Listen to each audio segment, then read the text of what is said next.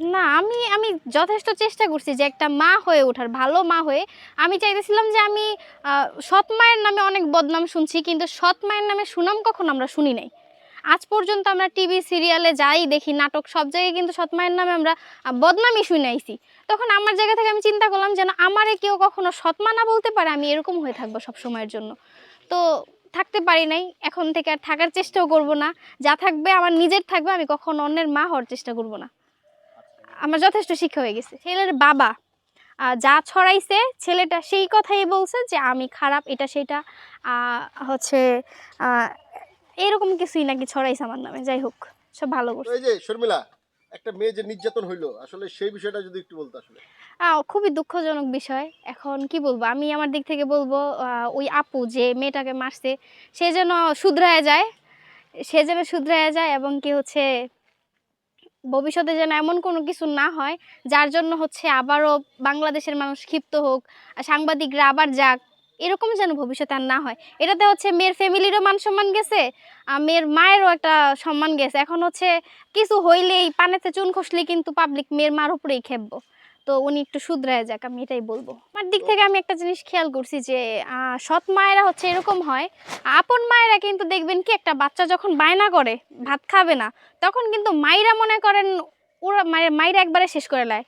যখন সৎমা দেখে যে একটা ছেলে ভাত খাবে না, তখন সে মনে করেন ওই ছেলের পিছনে সারাদিন ঘুরতে ঘুরতে ঘুরতে ঘুরতে, আপন মা কিন্তু তার নিজের ছেলের পিছনে ঘুরতে ঘুরতে মানে ত্যক্ত হয়ে যায়। তাহলে সৎমার দিকে এটা অন্যরকম হয়ে যায় না?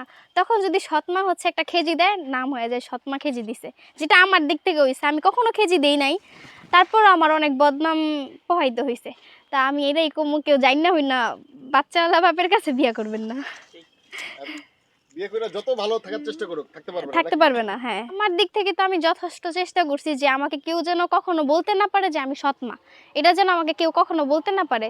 আর আমার দিক থেকে হচ্ছে যখন আমি সৎ মায়ের ভূমিকা পালন করার জন্য গেছি, বাচ্চার বয়স অনুযায়ী, আমার বয়স অনুযায়ী আমি ততটা ম্যাচুয়ার ছিলাম না। একটা 9 বছরের বাচ্চাকে পালার মতো বয়সটা আমার ছিল না। তখন আমি খুবই ছোট ছিলাম, কিভাবে কি করতে হবে আমি বুঝতাম না। তারপরও যথেষ্ট, মানে আমার সাধ্য মতে আমি যথেষ্ট চেষ্টা করছি যাতে করে আমাকে কেউ বলতে না পারে আমি তার সৎ মা। তার ভূমিকাটা অনেক ভালোই ছিল, মানে সে আমাকে অনেক পছন্দ করতো। কিন্তু নেক্সট টাইম যখন আমি শুনছি সে আমার নামে বদনাম করছে, তারপর থেকে আমি তাদেরকে পুরোপুরি ভুলে যাওয়ার চেষ্টা করতেছি। এখন পুরোপুরি ভুলে গেছি আলহামদুলিল্লাহ। যেখানে হচ্ছে একটা সময় আমি একটা জায়গায় ছিলাম, আর সেই জায়গায় আমি কখনো কারো কোনো ক্ষতি করি নাই, কারোর সাথে কোনো খারাপ বিহেভ করি নাই, মানে ব্যবহার কোনো খারাপ করি নাই। তারপর হচ্ছে আহ, আমার নামে অনেক খারাপ কথাই বলছে। যেই ছেলের মা হয়ে গেছে সেই ছেলে নিজেই বলছে আমার নামে অনেক কথা, যেগুলো আমার কানে আসছে। এরপর থেকে আর আমি ওদের কথা মনে মনে করার চেষ্টাই করি না। বলছে যা বাবা রটাইছে তাই তো ছেলে বলছে, বাবা যা রটাইছে ছেলে তো তাই বলবে। আমি জানি না, হয়তো বা ছেলে বলছে।